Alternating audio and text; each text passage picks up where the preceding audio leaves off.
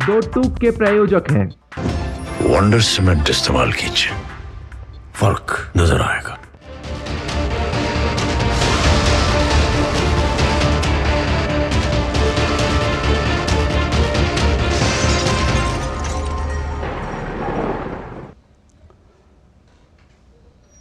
नमस्कार, DD news पर आप दो टूक देख रहे हैं। मैं हूं अशोक श्रीवास्तव। बीते कुछ सालों में देश की जो तमाम संवैधानिक संस्थाएं हैं उन पर अक्सर उंगली उठती रही है और ये उंगली उठाने वाले विपक्ष का पूरा एक इकोसिस्टम है। किसी भी संस्थान के कामकाज में कुछ त्रुटियां हो सकती हैं, कुछ ऐसे बिंदु हो सकते हैं जिनकी आलोचना की जा सकती है, ऐसे बिंदु हो सकते हैं जिनमें सुधारात्मक कदम उठाने की जरूरत हो, लेकिन कोई भी संस्था पूरी तौर से करप्ट हो गई हो, ऐसा तो हो ही नहीं सकता ना।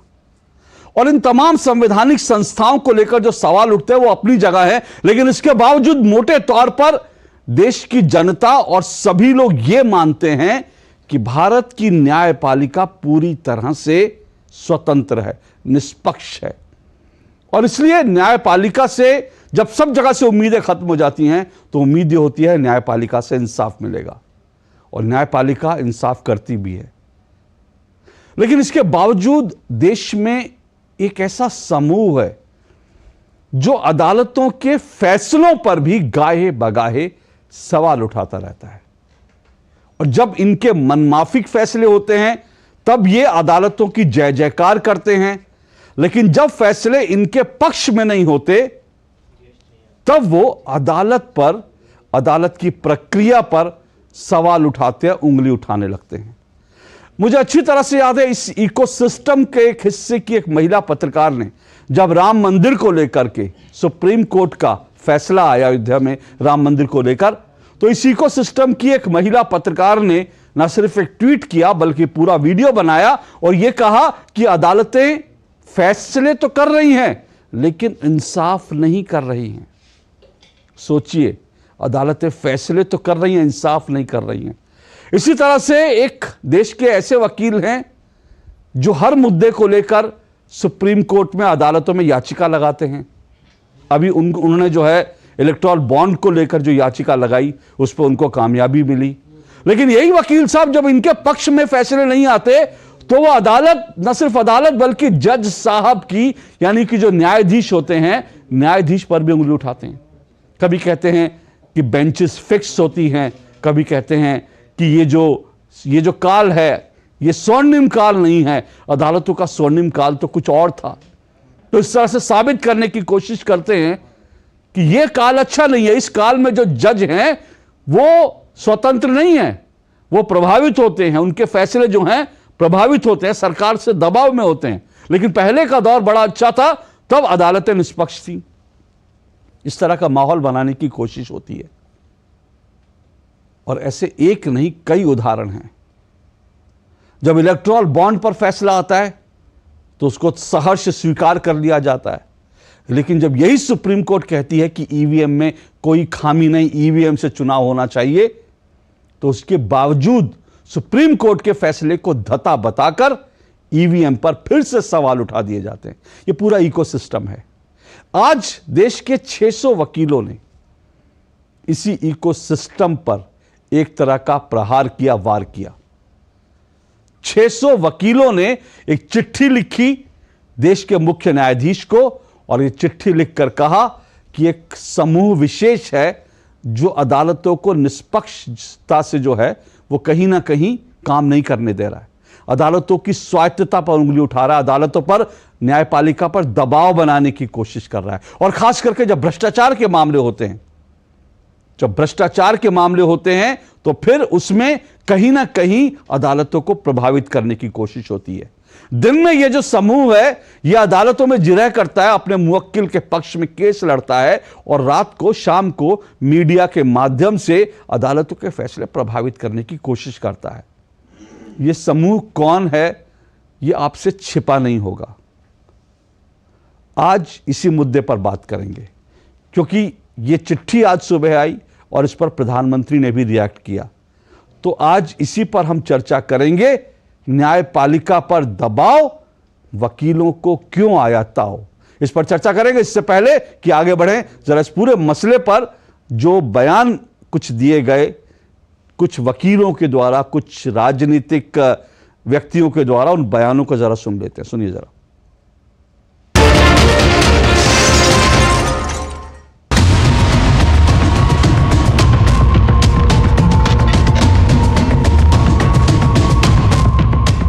कुछ हमारे एडवोकेट भाई जो उनको जब रिलीफ मिल जाए तो तब ये कहना कि ये कोर्ट्स बहुत अच्छी हैं, बहुत अच्छे तरीके से काम कर रही हैं, और जब उनको रिलीफ ना मिले तब इस तरीके से कहना कि गंदे तरीके से कर रही हैं, कोई प्रेशर हैं, किसी के दबाव में कर रही हैं, विक्टिमाइजेशन हो रहा है। ये इस तरीके की बात करना हमारा जो जुडिशरी को कमज़ोर करना है। भारत की जनता का विश्वास हमारी जुडिशरी पर है। इसका एकमात्र उद्देश्य है जुडिशरी पर, हमारे ऑनरेबल जजेज पर प्रेशर डालना और अपने ढंग का, अपने मन मुताबिक आदेश चाहते हैं लोग। जब करप्शन में इन्वॉल्व किसी एक्यूज्ड को रिलीफ नहीं मिलता है न्यायपालिका से, तो उस पर एक प्रेशर टैक्टिस करके, इस ढंग का सोशल मीडिया का उपयोग करके, दुरुपयोग करके, और इन लोगों ने प्रयास ये चाहा है कि जुडिशरी पर हम दबाव डाल के अपने मन मुताबिक ऑर्डर ले लें। जो लोग दबाव बनाते हैं न्यायपालिका पे, न्यायाधीशों पे आपत्तिजनक टिप्पणी करते हैं बिना प्रमाण के, ये चिंताजनक है। मैं समझता हूँ सब अपना अपना काम कर रहे हैं, लेकिन जो विपक्ष के नेता हैं, ये खासकर अनर्गल बयान करना, न्यायपालिका को कमजोर करना, और राहुल गांधी जैसे नेता कह देते हैं कि न्यायपालिका को एक और दो व्यक्ति चला रहे हैं। ये कितना दुर्भाग्यपूर्ण है। लोकतंत्र में इस तरह के अनर्गल बयानों का, दबाव बनाने का कोई स्थान नहीं। भारत की जुडिशरी जो है, भारत की इंटेग्रिटी है। जो लोग जुडिशरी को सवाल और प्रश्न चिन्ह के कटघरे में खड़े कर रहे हैं, वो जानने क्योंकि वो राजनीति क्यों खेल रहे हैं, कौन से सवाल प्रश्न को लेके वो जुडिशरी के ऊपर उंगली उठा रहे हैं। मैं सिर्फ ये कहूँगी कि हरीश साल्वे जी हो या 500 अन्य वकील, जो उनकी चिंता है और उन्होंने सीजेआई को ये पत्र लिखा, तो चेतावनी इस बात की है कि राजनीति जुडिशरी के जगह में नहीं आना चाहिए। और जब आपके खिलाफ कोई कुछ कहे तो आप कहते हैं कि जुडिशरी को मैनिपुलेट कर रहे हैं। ये कहाँ से सत्य हो सकता है? तो इस मसले पर जो राजनीतिक और जो कुछ कानूनी जानकारों ने और वरिष्ठ अधिवक्ताओं ने जो अपनी बात रखी, उसको हमने सुना और इसी पर आज हम चर्चा करेंगे। लेकिन इस चर्चा में आगे बढ़ने से पहले, जैसे आपने सुना भी होगा कि 600 से ज़्यादा वकीलों में जिसमें हरीश साल्वे हैं, पिंकी आनंद हैं और आदिश अग्रवाल जी हैं, ये तमाम लोग हैं। तो ज़रा इनका पक्ष समझ लेते हैं 5 मिनट में, फिर उसके बाद मैं आज की डिबेट में अपने तमाम मेहमानों से परिचय करवा कर जो है आगे बढ़ूंगा। हमारे साथ आदिश अग्रवाल जी जुड़ रहे हैं, अध्यक्ष हैं ऑल इंडिया बार चेयरमैन के, और इस खत में जिन लोगों ने दस्तखत हैं उनमें आदिश जी भी। आदिश जी, शुक्रिया आपका हमारे साथ जुड़ने के लिए। आदिश जी, जानना चाहूंगा कि ये लिखने की जरूरत क्यों पड़ गई आप लोगों को? न्यायपालिका तो भारत की मुझे लगता है स्वतंत्र है, निष्पक्ष है, और ऐसा नहीं है कि न्यायपालिका पर कोई दबाव डाल सकता है और न्यायपालिका हमारे जज जो है दबाव में आ जाएंगे। फिर आप लोगों को ये लिखने की जरूरत क्यों पड़ी? देखिए, कुछ वकील साहिबान, जैसे कि आपको पता है मिस्टर कपिल सिब्बल साहब, ये कांग्रेस के लीडर रहे, मंत्री रहे और कानून मंत्री रहे। सबसे बड़ी दुख क्या होता है जब कोई ताकत में रहता है और फिर जीरो बन जाता है। इनको ये लगता है कि हमने इन जजेज को लगाया। जब ये सरकार थी उस टाइम ये जितने भी आज सुप्रीम कोर्ट में जजेज हैं, ये सारे हाई कोर्ट्स में, जब कांग्रेस सरकार थी और कपिल सिब्बल जी चाहे लॉ मंत्री, कानून मंत्री रहे या ना रहे, परंतु कानून से जो भी जजेज की अपॉइंटमेंट्स होती थी, जो लीडरशिप कांग्रेस की, इनके क्लियरेंस लेकर चलती थी। इनके लॉ मिनिस्टर के होने के नाते तो सिग्नेचर होते ही थे, परंतु जहाँ लॉ मिनिस्टर भी नहीं थे तब भी, तो इनको ये लगता है कि जो इन्होंने जज लगाए इनको ये नहीं पता, ये जजेज अपनी मेरिट पे लगे थे। ये जजेज वो नहीं है कि जो एलिजिबल नहीं थे, कि उनको तो आप ये कहो कि जिंदगी भर हम अपना वो जो बनाते हैं बंधुआ मजदूर, वो नहीं थे। तो जजेज सही थे, लगे, परंतु इनको ये रहती है कि हमारे लगाए हुए हैं, तो जो हम कहेंगे जो कानून में नहीं भी बनता हो ये करके देंगे। तो ये गलतफहमी में ये थे। जस्टिस जो खन्ना साहब के सामने जो मैडम कविता का केस था, उसमें जमानत मांगने लगे सुप्रीम कोर्ट से। तो जस्टिस खन्ना साहब ने की बेंच ने कहा कि देखिए, हम यहाँ जमानत नहीं दे सकते हैं, आपको जमानत तो लोअर कोर्ट में डालनी पड़ेगी। परंतु ये इन्होंने कभी लोअर कोर्ट में कभी प्रैक्टिस नहीं करी, इनको प्रोसीजर नहीं पता। इन्होंने सोचा कि मेरे जज लगाए हुए हैं, जो मैं कहूंगा वो कर देंगे। अब जजेज को कानून के अंतर्गत चलना पड़ता है, एक प्रोसीजर है, एक सिस्टम है। लोअर कोर्ट में ही किसी की बेल एप्लीकेशन लगे कि सीधे नहीं लग सकती। तो इन्होंने, जज साहब ने कहा कि बेल एप्लीकेशन हम डिसाइड नहीं करेंगे, पर ये कहने लगे कि आप चाहे मेरी बेल एप्लीकेशन रिजेक्ट कर दो, परंतु आपको सुनना पड़ेगा। उन्होंने बिल्कुल मना कर दिया। और फिर उन्होंने ये बोला कि इस तरीके से अगर आप ये करोगे तो ये वाला कहलाएगा, जो आपका जो टाइम है, ये जो जुडिशरी का जो टाइम है, ये गोल्डन टाइम नहीं कहलाएगा। आप ये गोल्डन टाइम कहलाने के लिए सिचुएशन ऐसी कर रहे हो कि हिस्ट्री में आपका टाइम जो है गंदा कहलाएगा। तो ये है उनको डराना, धमकाना और ये सोचना कि ये जजेज उनके टाइम में लगे हैं तो ये उनके गलत ऑर्डर पास कर देंगे। आज सुप्रीम कोर्ट के जजेज, हाई कोर्ट के जजेज, इवन लोअर कोर्ट के जजेज, कोई भी ना सरकार के दबाव में आते हैं, ना ही वो कभी जो पहले की सरकार के जो ऑफिस हुए रहे, मिनिस्टर रहे, एमपी रहे, उनके दबाव में। टोटल इससे ज्यादा इंडिपेंडेंट। आदिश जी, आपने ओपनिंग रिमार्क्स में ही एक नाम ले दिया, बड़ा नाम ले दिया, और उससे बहुत सारी चीजें आपने जो चिट्ठी लिखी उसमें बहुत सारे जो कंटेंट है वो क्लियर हो गए।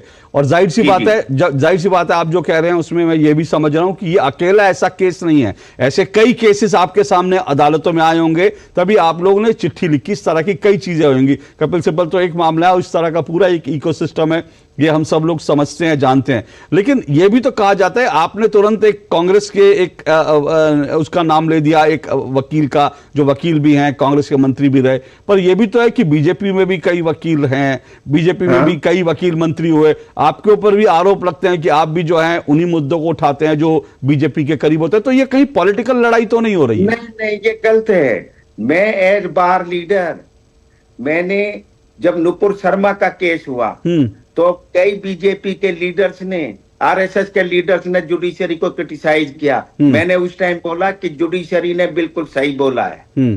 जुडिशरी भारत की ना सरकार से, ना बीजेपी से, ना कांग्रेस से, ना यूपीए से, ना एनडीए से, ना और कोई जो पार्टीज हैं स्टेट लेवल की, उनसे किसी से नहीं डरती है। एक मजिस्ट्रेट, एक एमपी के खिलाफ भी लोअर कोर्ट का जो मजिस्ट्रेट है वो ऑर्डर करता है। तो इसलिए कोई भी हमको ये नहीं सोचना चाहिए, इस गलतफहमी में नहीं रहना चाहिए, चाहे कोई सरकार में हो, चाहे वो अपोजिशन में हो, या उन्होंने लगाया हो या आगे इन्होंने लगाए हो, वो किसी के दबाव में जुडिशरी काम नहीं करती है। ये हमारे को, ये पॉलिटिशियंस को समझ लेना चाहिए। कितने सब बड़े बड़े वकीलों, आपने देखा कि पहले जो था, जब इसके अंदर एक मेडिकल का केस हुआ था, उसके अंदर उन्होंने 20 लाख रुपए कॉस्ट लगाई थी बेंच हंटिंग के इशू पर। जी, जानकारी है मुझे इन तमाम का, मैं समझ रहा हूं। बहुत संक्षेप में एक अंतिम बात, क्योंकि आप लोगों ने ये भी इसमें लिखा कि न्यायपालिका को बचाने, इस तरह के जो हमले होते हैं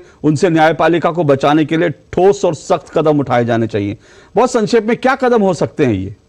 देखिए, ये हमने लिखा जरूर है, पर हम ये नहीं चाहते कि अगर कोई स्टेप ले लिया तो इनके वकालत विचारों की खत्म हो जाएगी, इनके लाइसेंस जब्त हो जाएंगे, सुप्रीम कोर्ट से डिबार कर दिए जाएंगे। और नोटबंदी में ये सब पैसे पहले के खत्म हो चुके हैं। We have to see on humanitarian ground की वकालत करते रहे। कहा जरूर है, पर एक्शन हम दिल से चाहते नहीं। तो फिर एक्शन क्या चाहते हैं आप? फिर लिखने का पर्पस क्या है इस चिट्ठी के? ये कि इनको कानून बता दिया है हमने, इनको कानून पढ़ के कोर्ट में आर्ग्यू करना चाहिए ओके, यानी और आपने कानून से चलना चाहिए। आपने एक तरह से इनको सिखाने की, इनको आईना दिखाने की कोशिश की है और जी, साथ जी, साथ जी, जी। न्यायपालिका को भी एक संदेश दिया कि इस तरह के किसी दबाव। बहुत बहुत शुक्रिया आदिश जी आपका हमारे साथ जुड़ने के लिए। आदिश अग्रवाल जुड़े थे, जो तमाम चिट्ठी है उस पर आदिश अग्रवाल जी के भी दस्तखत हैं, वो इस पर हमसे बात कर रहे थे। और अब चलिए इस पूरे मसले पर प्रधानमंत्री नरेंद्र मोदी ने भी इस पूरे मसले पर आज ट्वीट किया। जरा एक बार देख लेते हैं प्रधानमंत्री नरेंद्र मोदी ने क्या किया, फिर मैं आज के मेहमानों से आपका परिचय करवाता हूं। प्रधानमंत्री नरेंद्र मोदी ने इस पूरे मसले को लेकर, जब ये वकीलों की चिट्ठी आई उसके बाद प्रधानमंत्री नरेंद्र मोदी ने ट्वीट करा। प्रधानमंत्री ने इसको लेकर सीधा सीधा कांग्रेस को निशाने पर लिया और कहा कि दूसरों को डराना धमकाना जो है कांग्रेस की एक रीति रही है। 5 दशक पहले ही कांग्रेस ने प्रतिबद्ध न्यायपालिका का आह्वान किया था। वो बेशर्मी से अपने स्वार्थों के लिए दूसरों से प्रतिबद्धता चाहते हैं। यह प्रधानमंत्री नरेंद्र मोदी का ट्वीट है, लेकिन राष्ट्र के प्रति किसी भी प्रतिबद्धता से बचते हैं। इस वकीलों की चिट्ठी पर प्रधानमंत्री नरेंद्र मोदी ने, और इसलिए उन्होंने कहा, प्रधानमंत्री ने कहा, कोई आश्चर्य नहीं कि 140 करोड़ भारतीय कांग्रेस को अस्वीकार कर रहे हैं, और कहा कि दूसरों को डराना धमकाना और धौंस दिखाना कांग्रेस की पुरानी संस्कृति रही है। तो इस चिट्ठी के संदर्भ में यह प्रधानमंत्री नरेंद्र मोदी का ट्वीट था। और चलिए मैं आज के मेहमानों से आपका परिचय करवा दूं, जिनके साथ आज की इस डिबेट को आगे बढ़ाऊंगा। मेरे साथ गुरु प्रकाश जी जुड़ रहे हैं। गुरु प्रकाश पासवान बीजेपी के राष्ट्रीय प्रवक्ता हैं। मेरे साथ तहसीन पूनावाला, अब तहसीन पूनावाला नहीं दिख रहे मुझे अभी, तहसीन पूनावाला मेरे साथ जुड़ेंगे।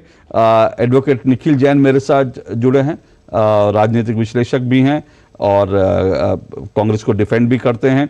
डीके दुबे मेरे साथ जुड़े हैं, संवैधानिक मामलों के जानकार हैं, और तहसीन पूनावाला जैसे मैंने कहा वो मेरे साथ जल्द जुड़ेंगे। शुरुआत करता हूं मैं सीधा मैं शुरुआत में चाहूंगा कि 2-2 मिनट अपनी अपनी बात रखें, तो इसलिए उस बहुत संक्षेप में 2 मिनट में निखिल जैन, आपकी इस पूरे मसले पर, आप भी एडवोकेट हैं, 600 वकीलों की चिट्ठी पर आपको क्या लगता है कि क्या वास्तव में एक पूरा समूह है जो न्यायपालिका को कहीं ना कहीं प्रभावित करने, डराने की, दबाने की कोशिश कर रहा है? आपका वक्त शुरू होता है। अब अगर कोई डरा सकता है तो वो सिर्फ भारत की सरकार होती है। चंद वकीलों का समूह उन्हें नहीं डरा सकता। रही बात जिन वकीलों के नाम उछाले जा रहे हैं और कीचड़ में उछाले जा रहे हैं, कपिल सिब्बल के, प्रशांत भूषण के और ऐसे अन्य वकीलों के। प्रशांत भूषण की अगर मैं बात करूं तो उन्होंने कांग्रेस सरकार के खिलाफ भी याचिकाएं दाखिल करी थी। जिन महानुभव की आपने अभी स्टेटमेंट चलाई थी आदिश अग्रवाल जी की, मैं आपके दर्शकों को बता दूं, ये वही हैं जिन्होंने कुछ ही दिन पहले इलेक्टोरल बॉन्ड मामले में उच्चतम न्यायालय की संवैधानिक पीठ की जजमेंट आने के बाद प्रेसिडेंट से, भारत सरकार से दखलंदाजी करने को कहा था, जिस पर भारत के मुख्य न्यायाधीश जस्टिस चंद्रचूड़ ने उन्हें अच्छे से फटकार कोर्ट में लगाते हुए ये कहा था कि मेरे को ज्यादा बोलने पे मजबूर मत करिए, फिर वो किसी को अच्छा नहीं लगेगा। तो अगर कोई जुडिशरी पे प्रेशर बनाते हैं कुछ वकीलों का समूह, तो आदिश जी उसको काफी अच्छे से लीड करते हैं। इन्होंने सुप्रीम कोर्ट बार एसोसिएशन के प्रेसिडेंट के बतौर एक चिट्ठी लिखी थी, जिसमें इन्होंने अपना वो स्टैंप लगाया था, जिसपे बाद में पूरी सुप्रीम कोर्ट बार एसोसिएशन ने उसे कंडेम भी करा था। अगर वकील, और एक और चीज आपके दर्शकों को जाननी बहुत जरूरी है कि अदालतें और जो इस देश के न्यायाधीश हैं वो आलोचना के ऊपर नहीं है। ये नागरिकों का संवैधानिक अधिकार है कि अगर उन्हें लगता है कि अदालतों के निर्णय गलत आ रहे हैं तो उनकी आलोचना करें, और वकीलों का तो ये दायित्व है। That is the process of accountability. The bar keeps the bench to account. ये सिंपल एक फंडा है, आज से नहीं हो रहा है, ये दशकों से होता आ रहा है, कांग्रेस की सरकारों में भी हो रहा था। आदिश जी ने एक और भद्दा आरोप लगाया कपिल सिब्बल जी पे और जजों पर, ये कहते हुए कि उन्हें लगता है कि इन्हें तो हमने बिठाया है, ये हमारी तरह काम क्यों नहीं कर रहे। मैं उन्हें ये याद दिला दूं, जितने भी आज के सुप्रीम कोर्ट के जज हैं वो सारे के सारे 2016 या उसके बाद नियुक्त करे गए हैं सुप्रीम कोर्ट में, और कोई भी कांग्रेस सरकार का बनाया हुआ जज या कांग्रेस सरकार के द्वारा साइन करा हुआ जज आज की तारीख में नहीं है। तो पता नहीं वो कहां से ये अपनी बातें चुन के ला रहे हैं। और रही बात न्यायपालिका के कार्यकाल का, न्यायपालिका के कार्य पे चिंता व्यक्त करने की बात, उस पे पूर्व सुप्रीम कोर्ट के भतेरे जजेस ने कहा है। जस्टिस रंजन गोगोई ने कहा था, जो आज राज्यसभा एमपी हैं भारत सरकार द्वारा बनाए हुए, justice Kurian Joseph, justice Chelameswar, justice Madan Lokur, justice Deepak Gupta, ये प्यूर न्यायाधीश टाइम एंड अगेन जनता के सामने आते हैं और अपनी चिंता व्यक्त करते हैं। ओके, ठीक है, चलिए, ठीक है, आपने अपनी बात रखी। तहसीन पूनावाला भी मेरे साथ जुड़ चुके हैं। तो गुरु प्रकाश पासवान जी, गुरु प्रकाश जी, वो कह रहे हैं कि ये पूरा का पूरा मामला जो है, जिस तरह से उन्होंने एक एक करके आदिश अग्रवाल जी की बात उठाई कि जब उनको लगता है ठीक है तब वो अपनी बात करते हैं, लेकिन सीधे जो उन्होंने आरोप लगाया वो कह रहे हैं भद्दे आरोप लगाए, खास करके प्रशांत भूषण को लेकर और कपिल सिब्बल को लेकर। गुरु प्रकाश जी। नहीं, देखिए अशोक जी, ये बहुत ही दुखद है और लोकतंत्र हमारा जो है, जो हमारा संविधान है, ये कुछ संस्थानों के द्वारा चलता है और उस संस्थानों में सिविल सोसाइटी भी एक बहुत महत्वपूर्ण संस्थान है। तो आज का जो हमने मूवमेंट देखा है, ये 600 देश के प्रतिष्ठित वकील हैं। ये बीजेपी, कांग्रेस, लेफ्ट पार्टीज, ये कोई पॉलिटिकल मुद्दा नहीं है। अगर बीजेपी कांग्रेस करने को आ जाए तो इस चिट्ठी के जो पहले सिग्नेटरी हैं वो हैं देश के प्रतिष्ठित वकील हरीश साल्वे जी। हरीश साल्वे जी के पिताजी एनकेपी साल्वे जी कौन से पार्टी में केंद्रीय मंत्री थे, मैं पूछना चाहता हूं। कांग्रेस पार्टी ने एनकेपी साल्वे जी को केंद्रीय मंत्री बनाया था, वो ऊर्जा विभाग के केंद्रीय मंत्री थे। तो हर विषय को बीजेपी कांग्रेस से जोड़ करके देखना, उसको पॉलिटिसाइज करना, मुझे लगता है ये ठीक नहीं है।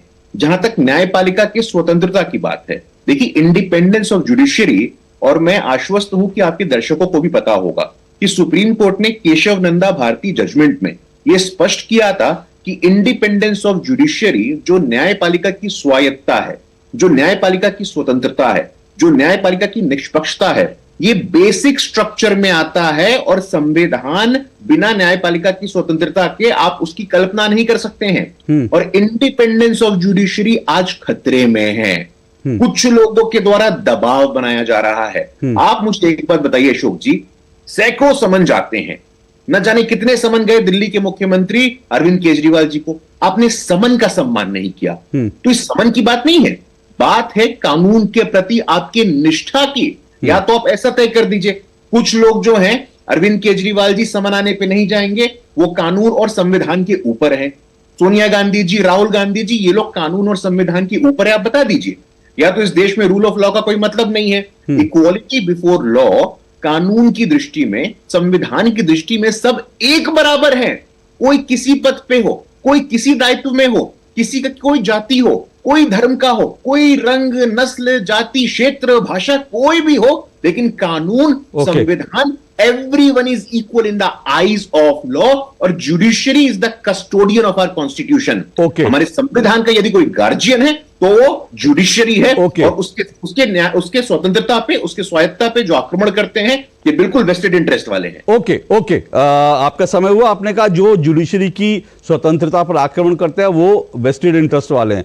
तो तहसीन पूनावाला जी, जुडिशरी पर उनके फैसलों को लेकर जो है आक्रमण तो होते हैं, ये तो हम देख रहे हैं। तो इसमें चिट्ठी में जो कंटेंट लिखा है, उस कंटेंट से तो किसी को आपत्ति नहीं हो सकती, ऐसा तो होता है। भले ही आप कह दें कि दूसरी तरफ पक्ष वाले करते हैं, लेकिन अटैक तो होते हैं, लगातार हो रहे हैं जुडिशरी पर।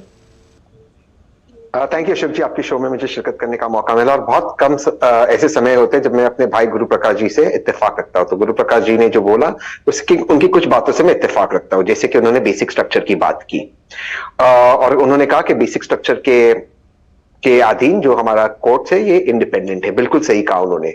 बेसिक स्ट्रक्चर पे सबसे बड़ा अटैक वर्तमान में किसने किया? बेसिक स्ट्रक्चर पे देश के उपराष्ट्रपति ने। क्या कहा उन्होंने? बेसिक स्ट्रक्चर नहीं होना चाहिए। क्या कहा उन्होंने कोर्ट के फैसलों को लेकर? उन्होंने कहा पार्लियामेंट इज सुप्रीम। जबकि आप जानते हैं अशोक जी, गुरु प्रकाश भाई जानते हैं, जहां पे जितने कि हमारे देश में ना पार्लियामेंट सुप्रीम है, ना कोर्ट सुप्रीम है, संविधान सुप्रीम है। दोनों की ताकत आती है संविधान से। देश के उपराष्ट्रपति से क्लैरिफाई किया गया, आप लॉज बनाने के संदर्भ में बोल रहे कि नहीं, parliament is more supreme to court. ये घबराने वाली बात है कि नहीं? देश के उपराष्ट्रपति और वाइस चेयरपर्सन और राज्यसभा इस तरह की बातें करते हैं, ये घबराने वाली बात है। तो सबसे पहले उनका कंडेमनेशन होना चाहिए। दूसरी चीज, गुरु प्रकाश भाई ने कहा, जहां पर मैं थोड़ा सा मैं किसी व्यक्ति के नाम पर बात नहीं करूंगा, पर उन्होंने कहा एक वरिष्ठ जो वकील है उनके पिताजी कांग्रेस में थे। एक on a lighter note, Congress के 10-12 मुख्यमंत्री वर्तमान मुख्यमंत्री भाजपा में चले गए, तो कोई वकील के पिताजी कांग्रेस में लेने से उसे क्या मतलब है? लेकिन ये उनका अधिकार है उन वकीलों का ये चिट्ठी लेने की। लेकिन जो कपिल सिब्बल पे पर्सनल अटैक्स हुए उससे मैं मुझे थोड़ा सा दुख हुआ है, क्योंकि एक मैं उनको बहुत अच्छी तरह से जानता हूं, एक पिता समान उनको मानता हूं, और वो व्यक्ति हमेशा लिबर्टी के लिए खड़े होते हैं। बात हुई अरविंद केजरीवाल जी के 9 समन्स के लिए। 9 समन में बताया नहीं गया था वो आरोपी है, वो आरोपी है, या वो अप्रूवर है, या वो विटनेस है। इस तरह से कानून का उल्लंघन होता है। कोर्ट के अंदर ईडी कहती है कि वो अपना पासवर्ड नहीं दे रहे, वो कोऑपरेट नहीं कर रहे। Ashok ji, the right to not cooperate is a fundamental right, fundamental right, legal right नहीं, फंडामेंटल राइट। उसके ऊपर कोर्ट आपको कोर्ट जेल में भेजा क्योंकि आप कोऑपरेट नहीं कर रहे। चिदम्बरम को 1 साल जेल में भेजा क्योंकि कोऑपरेट नहीं करे। डीके शिव कुमार 8-9 महीने जेल में गुजारे, डीके शिव कुमार का केस कॉश हो गया। The process is the punishment.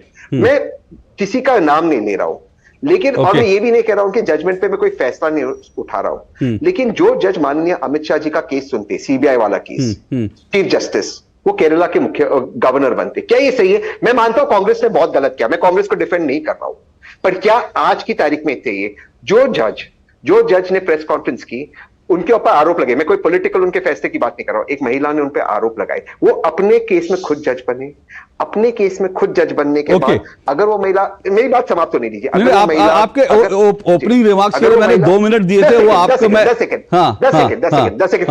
अगर वो महिला गलत थी, वो जेल में क्यों नहीं है? और अगर सही है तो ये महाशय मेंबर ऑफ पार्लियामेंट क्यों है, और उन लड़की को रीइंस्टेट क्यों किया गया?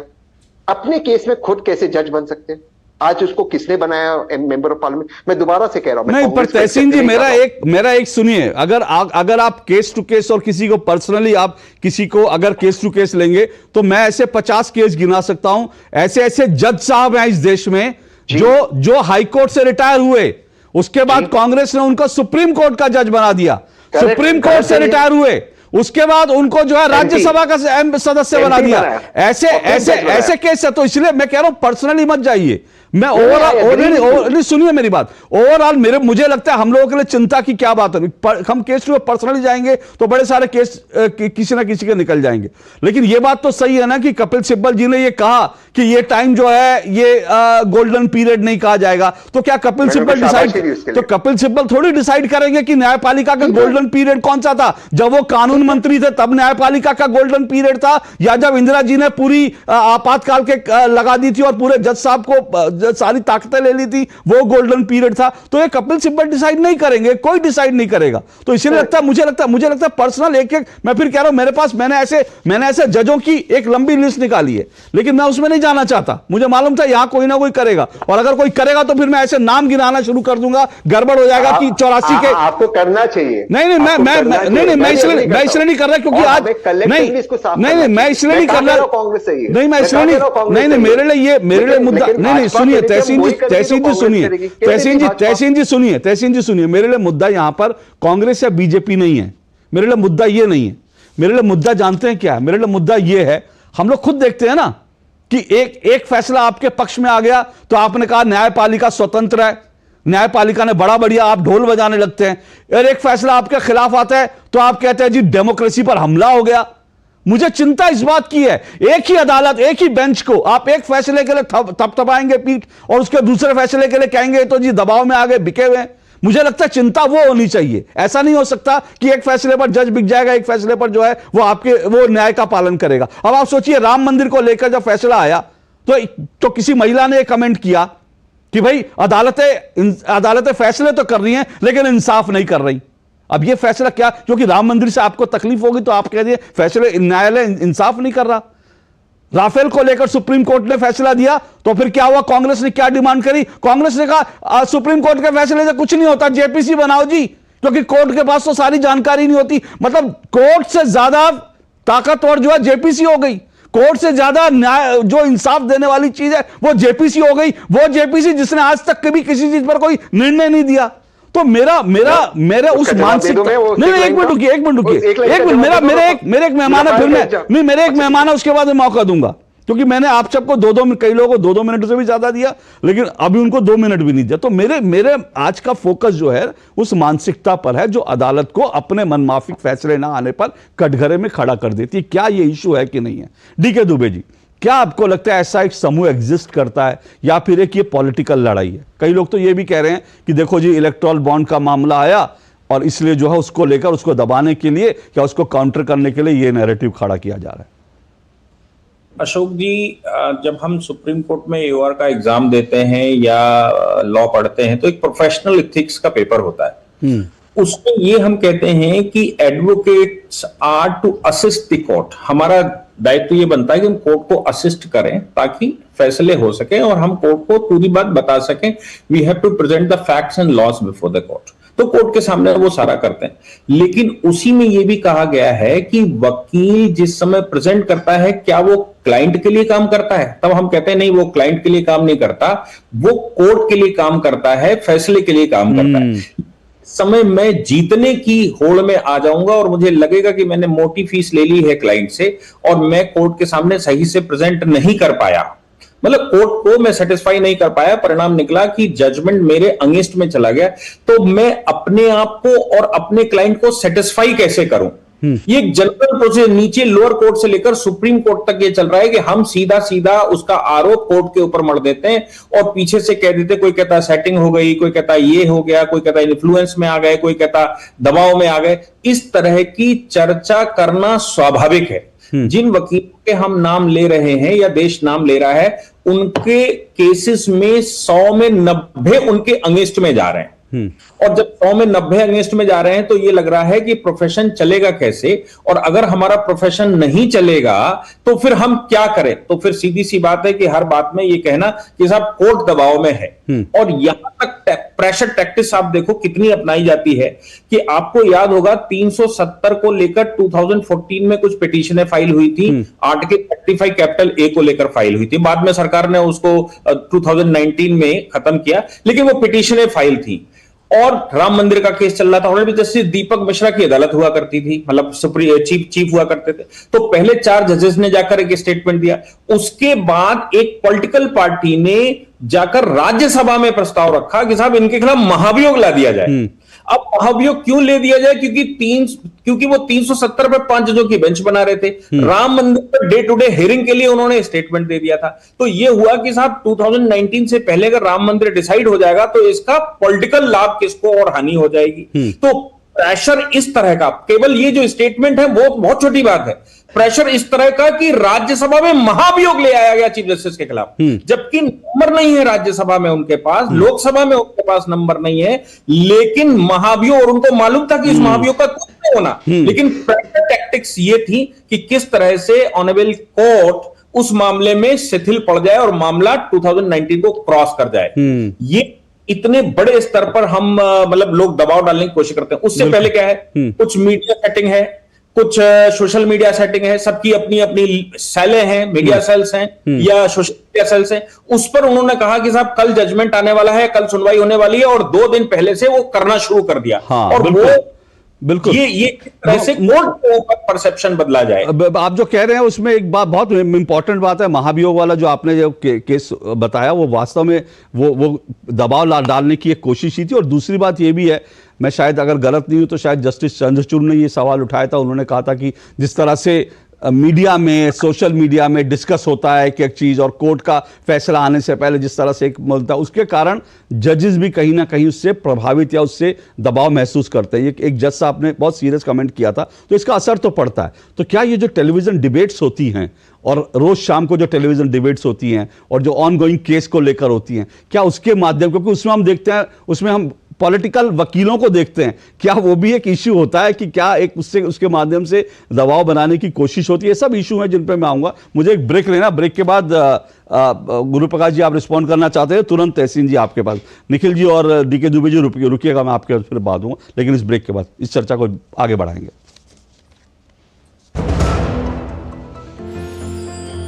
साल, बरस और सदी नहीं, एक युग गुजर जाएगा, उम्र न पूछो वंडर की, जब फर्क नजर आएगा।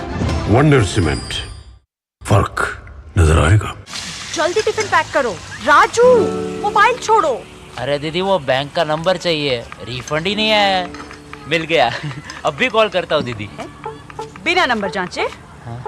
अक्सर जालसाज बैंक की नकली वेबसाइट और फर्जी नंबर से पैसों की धोखाधड़ी करते हैं। तो फिर सही नंबर? बैंक की ऑफिशियल वेबसाइट या तो कार्ड। आपने तो बचा लिया दीदी। काम से नहीं। आरबीआई कहता है, सही वित्तीय बर्ताव करे आपका बचाव। लाइफ में फाइनेंशियल आजादी के लिए एनपीएस जरूरी है। रिटायरमेंट में फाइनेंशियल आजादी रहे जारी, एनपीएस से आज ही करे तैयारी। एनपीएस जरूरी है। पानी के महत्व को प्रचारित करने के लिए हमारी कंपनी धानुका एग्रीटेक ने नारा दिया, खेत का पानी खेत में, गांव का पानी गांव में। विश्व जल दिवस पर एक पहल करें, बचाएं पानी की हर बूंद। साल बरस और सदी नहीं, एक युग गुजर जाएगा। उम्र न पूछो वंडर की, जब फर्क नजर आएगा। वंडर सीमेंट, फर्क नजर आएगा। तुम्हें पता है इन्वेस्टर्स के लिए कि इन्वेस्टर प्रोटेक्शन फंड होता है IPF, लेकिन अगर तुम्हारा ट्रेड एक्सचेंज पर एग्जीक्यूट नहीं हुआ या फिर कोई गारंटीड रिटर्न्स वाली स्कीम है तो ये IPF आपकी मदद नहीं कर सकता है। और अगर आपका ब्रोकर ही डिफॉल्टर बन जाए तो फिर IPF आपको कॉम्पेंसेशन दिला सकता है। कहां से सीखा? NSE की साइट पर। सोचकर समझकर इन्वेस्ट कर। टेक स्टार्टअप सॉलिड था, प्लान था कड़क, करना था समथिंग ग्रेट, पर शुरू से प्रॉब्लम्स ले घेरा यूं कि बिजनेस हुआ अपना लंबेट। बिजनेस गुरु की जरूरत थी खास, सीधे गए SBI स्टार्टअप ब्रांच पे तो खुल गया success. Startup advisory and support SBI startup branch पे। साल बरस और सदी नहीं, एक युग गुजर जाएगा। उम्र न पूछो वंडर की, जब फर्क नजर आएगा। वंडर सीमेंट, फर्क नजर आएगा। दो टुक आप देख रहे हैं, दो टुक में हम चर्चा कर रहे हैं कि न्यायपालिका पर जो है बना रहे हैं कुछ लोग दबाव। वकीलों को इस बात को लेकर आया था और 600 वकीलों ने चिट्ठी लिख दी है मुख्य न्यायाधीश को। उसी को लेकर हम चर्चा कर रहे हैं। मेरे साथ 4 मेहमान जुड़े हुए हैं। गुरु प्रकाश जी जुड़े हुए हैं, बीजेपी के प्रवक्ता है। तहसीन पूनावाला राजनीतिक विश्लेषक हैं। संवैधानिक मामलों के विशेषज्ञ DK दुबे हैं। एडवोकेट निखिल जैन है। गुरु प्रकाश पासवान जी, एक बात बार बार ये आ रही है कि भाई दबाव जो है न्यायपालिका पर किसी पर भी, वो कोई विपक्षी पार्टियां थोड़ी बना सकती हैं। इसको लेकर जैसे प्रधानमंत्री का भी एक ट्वीट आया, तो विपक्षी पार्टियां थोड़ी बना सकती हैं। जो सत्ता पक्ष में वो दबाव बना सकता है या फिर जो है अलग तरह से, तो विपक्ष को लेकर इसमें निशाना साधना। और फिर अभी तहसीन जी ने चर्चा की उपराष्ट्रपति की, न्यायपालिका बनाम कार्यपालिका, ये विवाद अक्सर हम देखते हैं, टकराव हम अक्सर देखते हैं इसको लेकर भी। सरकार और जजों की नियुक्ति को लेकर भी कई बार टकराव सामने आए। तो ये सब चीजें तो एक प्रक्रिया का शायद हिस्सा है जो चलती रहती है। नहीं, देखिए, निश्चित रूप से मैं अपने अच्छे मित्र तहसीन की बातों को सुन रहा था और देखिए, अगर मैं एक शब्द में इस पूरे समस्या को वर्णित करने का प्रयास करूं तो वो शब्द है सेलेक्टिविटी, या अंग्रेजी में हम कहते हैं उसको सेलेक्टिव अमनीशिया। आप कन्वीनियंटली कुछ चीजों को भूल जाते हैं या कन्वीनियंटली कुछ चीजों को याद नहीं करते हैं। देखिए, इस देश में इतिहास रहा है और हमारे देश में प्रेसिडेंट्स जो होते हैं उसी प्रेसिडेंट के आधार पर चीजें आगे बढ़ती हैं। कन्वीनियंटली लोग भूल जाते हैं जस्टिस MC छागला को, जो जस्टिस थे लेकिन फिर सरकार में मंत्री बनते हैं। लोग गोगोई जी का नाम लेते हैं लेकिन जस्टिस हिदायतुल्लाह को लोग भूल जाते हैं। तो सेलेक्टिव एमनीशिया, मुझे लगता है कि जो चीज आपको सूट करे उस पे आप सहूलियत से उसको स्वीकार करेंगे, जो आपको सूट नहीं करे आप उसका विरोध करेंगे। तो एक शब्द में इस पूरे समस्या का यदि वर्णन किया जाए तो ये है। उपराष्ट्रपति की बात को किया गया, देखिए निश्चित रूप से उनकी कोई व्यक्तिगत राय हो सकती है, लेकिन स्वाभाविक है इस देश में बहुत सारे ब्रेकिंग इंडिया फोर्सेस हैं और देश के बाहर भी कुछ ब्रेकिंग इंडिया फोर्सेस हैं। आपने बहुत ही लाजमी सवाल उठाया कि विपक्ष के पास क्या ताकत है, विपक्ष के पास क्या शक्ति है। अशोक जी, बहुत लंबे समय से आप पॉलिटिक्स को कवर कर रहे हैं। अरविंद केजरीवाल जी का अगर उदाहरण लें तो मसलन आम आदमी पार्टी, जिसके संस्थापक अरविंद केजरीवाल पहले एक संगठन चलाते थे परिवर्तन करके, परिवर्तन को फंडिंग कहां से मिलती थी मैं पूछना चाहता हूं। फोर्ड फाउंडेशन, जो कि अमेरिका की एक एजेंसी है, वो फोर्ड फाउंडेशन लगातार, और ये ऑन रिकॉर्ड है, ये ऑन पेपर, इसको आप झुटला नहीं सकते हैं, अमेरिका का एक फंडिंग एजेंसी आम आदमी पार्टी के संस्थापक अरविंद केजरीवाल जी के संगठन को फंड करता है। तो ब्रेकिंग इंडिया फोर्सेस जो भारत में है और यही ब्रेकिंग इंडिया फोर्सेस जो भारत के बाहर है, ये साथ में आते हैं और ऐसा बोलते हैं कि नहीं, तुम इस देश को चलाने के काबिल नहीं हो, तुम में इसकी प्रतिभा नहीं, हम तुमको सिखाएंगे। देखिए, मैं बस लास्ट 10 सेकंड चाहता हूं आपसे। 26 मई 2014 का दिन था अशोक जी, और गार्डियन अखबार है जो ब्रिटेन में छपता है।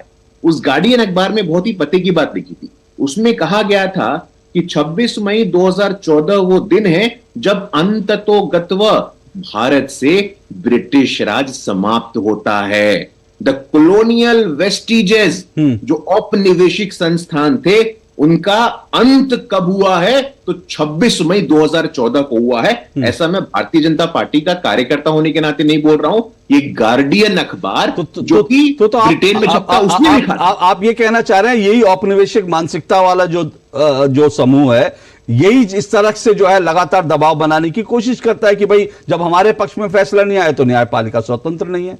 अशोक जी, तथ्य तो इसी तरफ संकेत कर रहे हैं। मतलब मैं क्या बोलना चाहता हूं, फोर्ड फाउंडेशन जैसा संस्थान यदि आम आदमी पार्टी को फंड करता है, यदि चीनी दूतावास कांग्रेस पार्टी को फंड करता है, तो मैं थोड़ी ऐसा बोल रहा हूं। तथ्य इस तरफ इशारा करते हैं, तथ्य इस तरफ संकेत करते हैं। ठीक है तहसीन जी, ये देखिए, ये चीजें जो अभी गुरु प्रकाश पासवान जी कह रहे हैं, ये दबाव बनाने की कोशिश होती है। अभी निखिल जी प्रशांत भूषण जी को दिया, शायद आप डिफेंड कर रहे थे, प्रशांत भूषण ने कांग्रेस के खिलाफ भी याचिकाएं लगाई, लेकिन प्रशांत भूषण का एक ट्वीट है, मैं अगर उसको कोट करता हूं, 27 जून 2020 का, वो लिखते हैं, जब भावी इतिहासकार देखेंगे कि कैसे पिछले 6 साल में बिना किसी औपचारिक आपातकाल के भारत में लोकतंत्र को खत्म किया जा चुका है, वो इस विनाश में विशेष तौर पर सुप्रीम कोर्ट की भागीदारी पर सवाल उठाएंगे और मुख्य न्यायाधीश की भूमिका को लेकर पूछेंगे। तो प्रशांत भूषण के मन में जब आया कि भारत में अघोषित आपातकाल है, तो वो उन्होंने अपना नैरेटिव चलाया। आप चलाइए, आपको हक है, आप एक पार्टी में रहे, नेता रहे, आपको हक है, आप चुनाव लड़िए, नैरेटिव बनाइए, लेकिन इस नैरेटिव में वो चाहते हैं कि सुप्रीम कोर्ट भी उनके साथ शामिल हो, और अगर सुप्रीम कोर्ट उनके नैरेटिव में शामिल नहीं हुआ तो फिर उनको लगता है कि ये अदालतें भी, जो इन अदालतों की भूमिका भी, इनका इंसाफ होगा वक्त आने पर। और ठीक यही बात आज जो है मैं सुन रहा था, आतिशी मल्लिक आम आदमी पार्टी की प्रवक्ता, आज वो यही कह रही हैं कि देश में अघोषित आपातकाल है, कांग्रेस के खाते फ्रीज किए जा रहे हैं, हमारे नेता को उठा लिया और अदालतें चुपचाप ये सब देख रही हैं। आप राजनीतिक लड़ाई लड़िए, लेकिन राजनीतिक लड़ाई में अदालतों को क्यों घसीट रहे हैं? 2 या 3 चीज मैं दोबारा से गुरु प्रकाश भाई की बात से बिल्कुल इत्तेफाक रखता हूँ। 26 मई 2014 में जैसे गार्डियन अखबार ने कहा था कि कॉलोनियल पास भारत का समाप्त हुआ है, तो अगर इस चीज को बहुत सारे लोग, इनके एक प्रत्याशी है वो भी ये चीज मानती है कि हमारा कॉलोनियल पास समाप्त हुआ, तो फिर जो गलती कांग्रेस ने की, इन्होंने बरूल इस्लाम का नाम तो नहीं लिया, लेकिन मैं बताता हूँ बरूल इस्लाम की गलती कांग्रेस ने की, एमसी छागड़ा जी का नाम लिया गुरु प्रकाश भाई ने, वही गलती भाजपा क्यों कर रही है? क्या सुधरने का समय नहीं आ गया? अगर कॉलोनियल पास समाप्त होगा, मैं कह रहा हूं कांग्रेस गलत है हिम्मत किसी में इस पैनल में कहने की भाजपा गलत है? मैं कह रहा हूं कांग्रेस गलत है, no if no but, Congress गलत थी। एक व्यक्ति को आप जज बनाते हो, फिर राज्यसभा में भेजते हो, फिर जज बनाते हो, ऐसे थोड़ी होगा। बट क्योंकि कांग्रेस ने गलती की, भाजपा करेगी और ये चीज है, ये ठीक है। जो जज, जो चीफ जस्टिस माननीय अमित शाह जी का केस सीबीआई केस होता है, सीबीआई उसमें आर्ग्यू नहीं करती, 10-12 मिनट का आर्ग्यूमेंट होता है, अपने अपील को उसको जस्टिफाई नहीं करती, वो बाद में केरला के गवर्नर बनेंगे।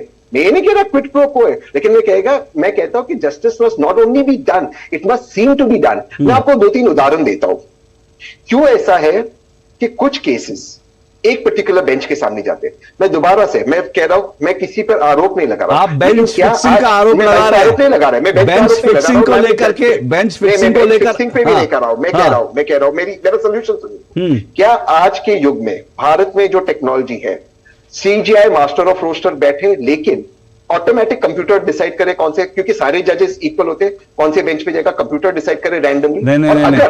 अगर सुनिए तहसीन जी एक छोटा सा तहसीन जी, एक मिनट, मैं आप ही को मौका दे रहा हूं, एक मिनट सुनिए, मैं आप ही को मौका दे रहा हूं, लेकिन क्या हो रहा है, आप जुडिशरी रिफॉर्म्स की तरफ जा रहे हैं, इशू की तरफ, और मुझे सुनिए मेरी बात, और जुडिशरी रिफॉर्म्स तो बीजेपी भी कहती रही है, तो जुडिशरी रिफॉर्म्स पे अगर तमाम पॉलिटिकल पार्टियां एक साथ आ जाएं, जुडिशरी रिफॉर्म्स करें, किसी को दिक्कत नहीं है। लेकिन यहां पर फिर मैं कह रहा हूं, हम लोग विषय को थोड़ा सा विषय से विषयांतर कर रहे हैं। जुडिशरी रिफॉर्म्स में ना जाके हम ये क्यों नहीं बात कर रहे कि भाई दबाव बनाने की कोशिश का जो आरोप लगा है वो कितना सही है, और वास्तव में कौन दबाव बनाने की कोशिश कर रहा है?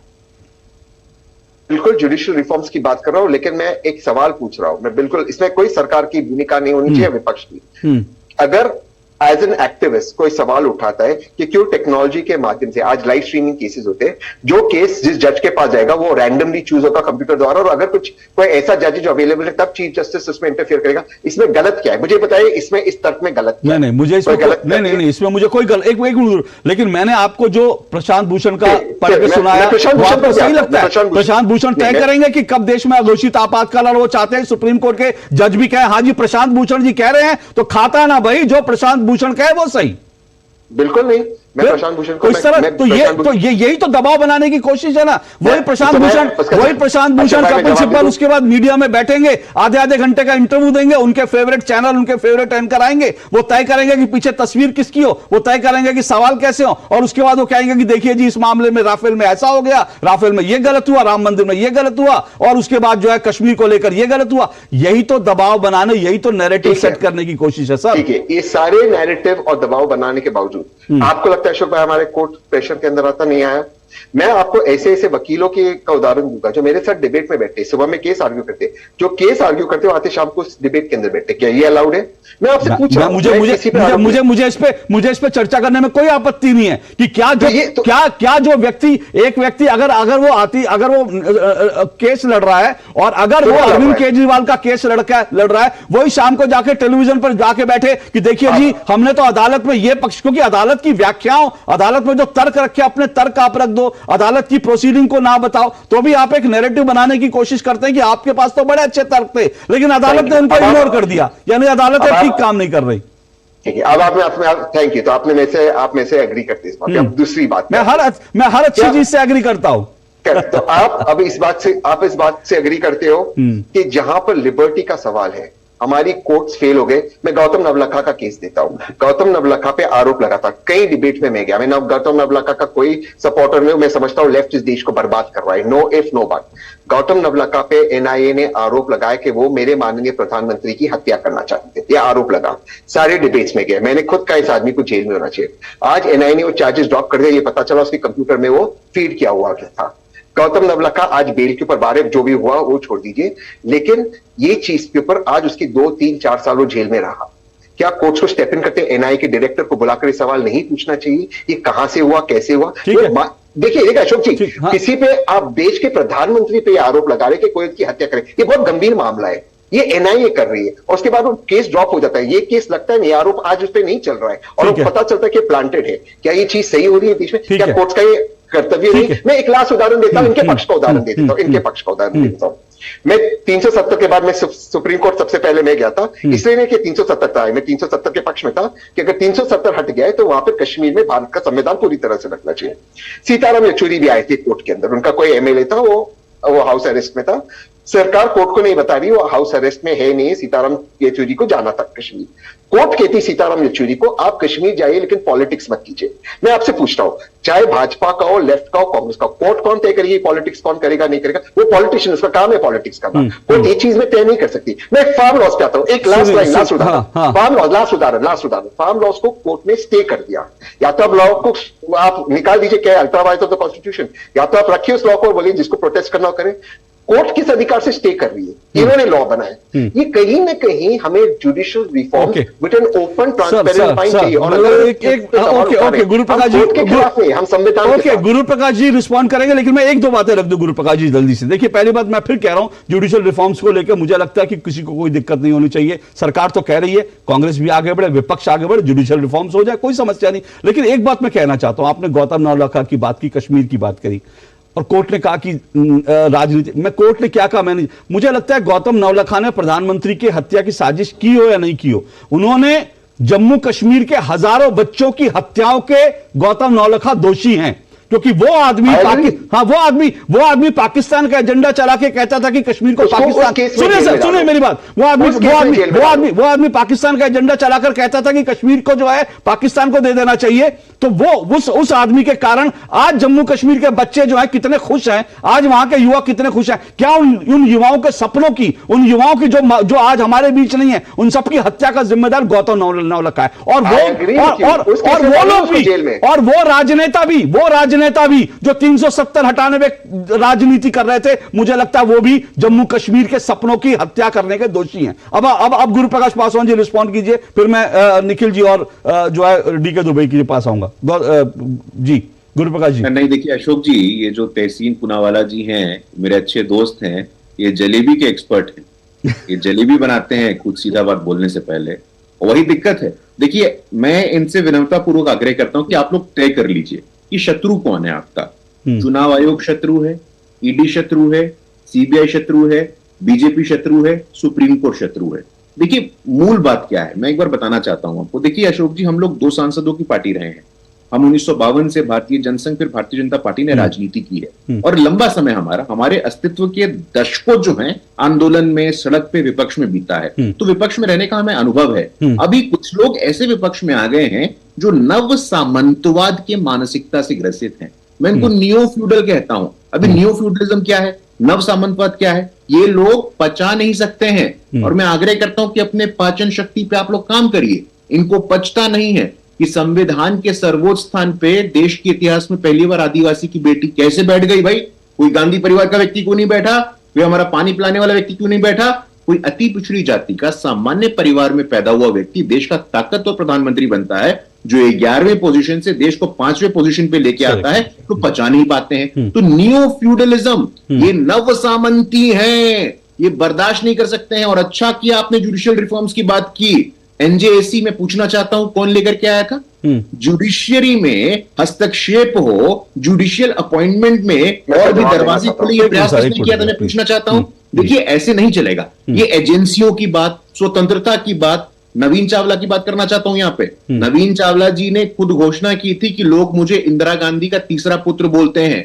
उनको चुनाव आयुक्त किसने बनाया था? मैं पूछना चाहता हूं, किसने बनाया था उनको इलेक्शन कमिश्नर? ठीक 2009 के आम चुनावों से पहले नवीन चावला इलेक्शन कमिश्नर बन जाते हैं, जस्टिस शाह कमीशन के फटकार के बाद। शाह कमीशन ने कहा था ऑन रिकॉर्ड कि Navin Chawla is unfit to hold any public office. जो पार्टी मंत्रालय का लॉबी के द्वारा बंटवारा करती है, एक वरिष्ठ पत्रकार हुआ करती थी, फोन पे बात करती थी, इनको ये मंत्रालय दे दो, उनको ये मंत्रालय दे दो। तो जिनके ड्राइंग रूम से चलता था देश, जिनके ड्राइंग रूम से, किचन से देश चलता था, सरकारें चलती थी, अब उनके ड्राइंग रूम से निकल करके 140 करोड़ लोगों के पास आ गया है। और ये नव सामंती शक्तियां इसको पचा नहीं पा रही हैं, इसलिए उनको अपने पाचन तंत्र पे काम करने की आवश्यकता है। ओके, मैं एक ब्रेक ले रहा हूं, फिर एडवोकेट निखिल जैन आपके पास आऊंगा और उसके बाद डीके दुबे जी आपके पास आऊंगा। जल्दी रिस्पॉन्ड करेंगे क्योंकि समय कम है इस ब्रेक के बाद।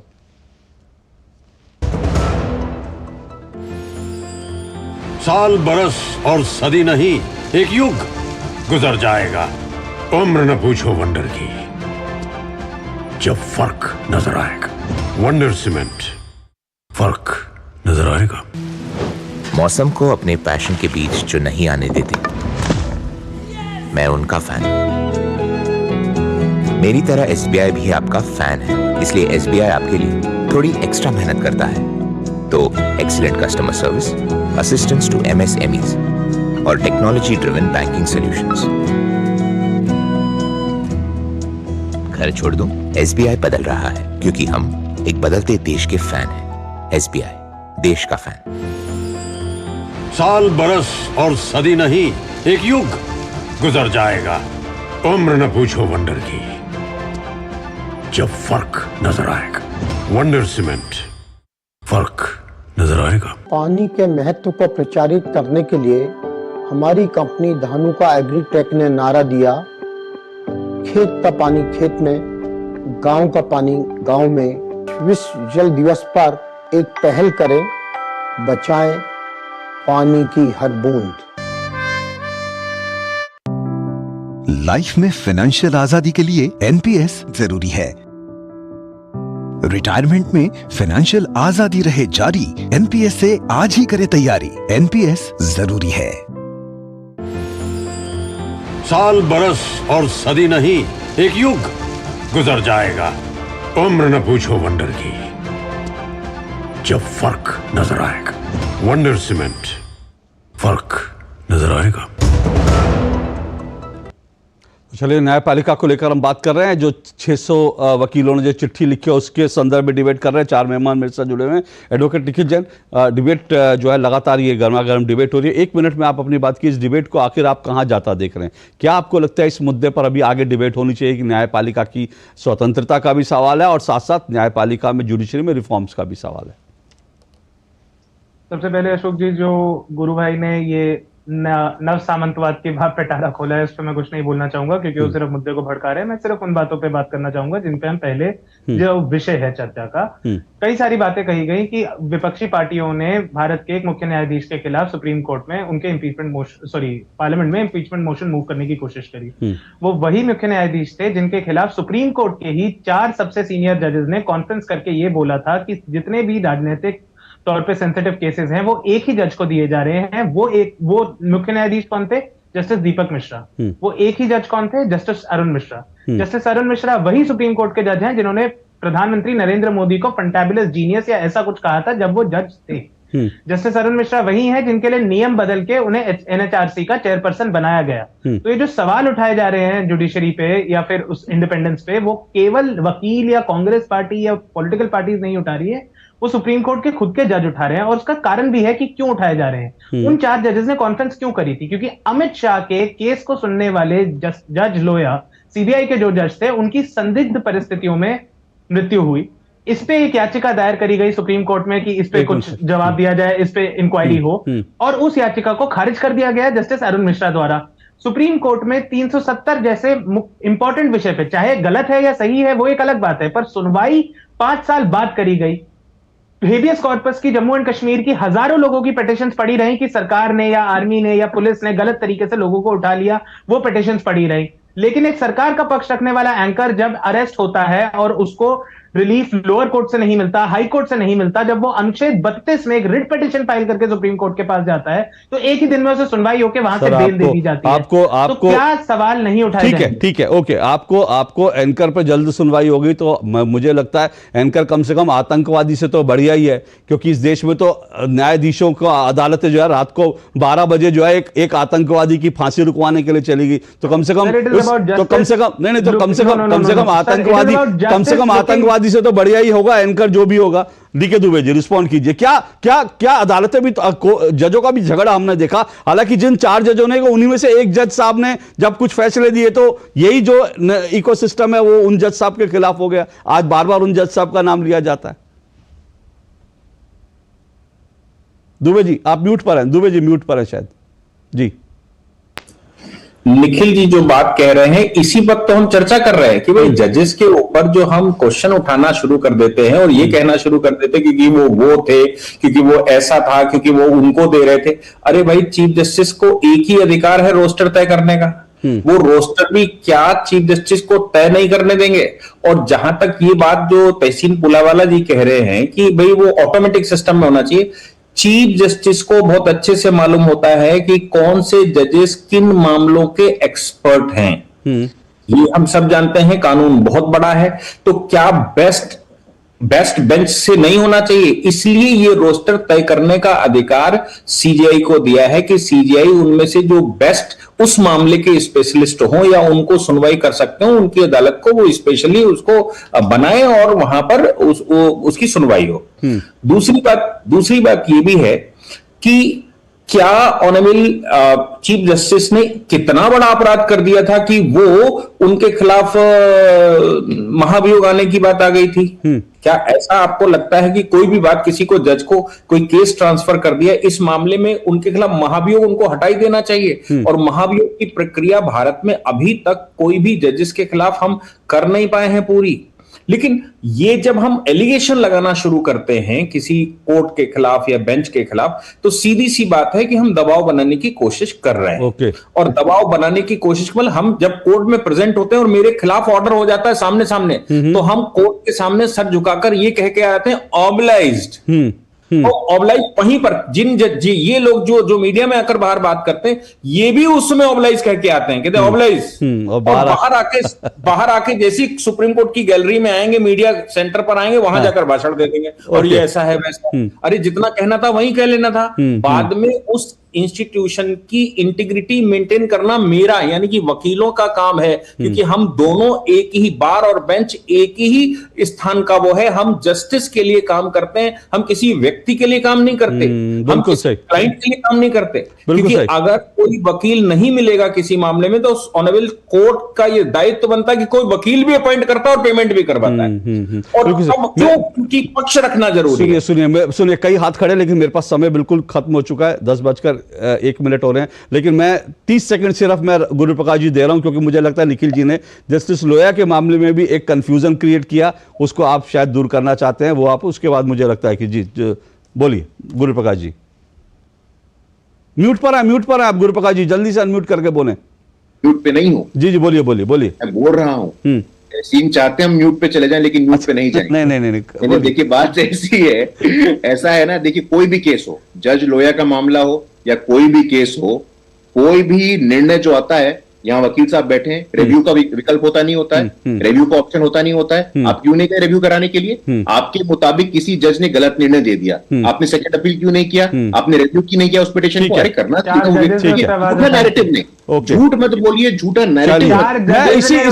इसी नैरेटिव को इस नैरेटिव को लेकर ही डिबेट है। सुनिए नैरेटिव को लेकर ही डिबेट है, सुनिए डिबेट नैरेटिव को लेकर ही, और अभी इलेक्शन का पहला राउंड शुरू हुआ है, तो अभी बहुत नैरेटिव्स पर वार होगा, प्रतिकार होगा, बहुत नैरेटिव बनेंगे, नए नैरेटिव पर ये चर्चा चलती रहेगी। लेकिन आज जो नैरेटिव बना है वो ये है कि कम से कम अदालतों को काम करने के लिए स्वतंत्र रूप से करने देना चाहिए। मेरे लिए फैसला आया तो सही है, और मेरे पक्ष में नहीं आया तो अदालतें जो है बिक गई हैं, अदालतें ये चीज बंद होनी चाहिए। बहुत बहुत शुक्रिया आप चारों मेहमानों का दो टूक में जुड़ने के लिए। आज इतना ही, आपसे फिर मुलाकात होगी कल। फिलहाल नमस्कार।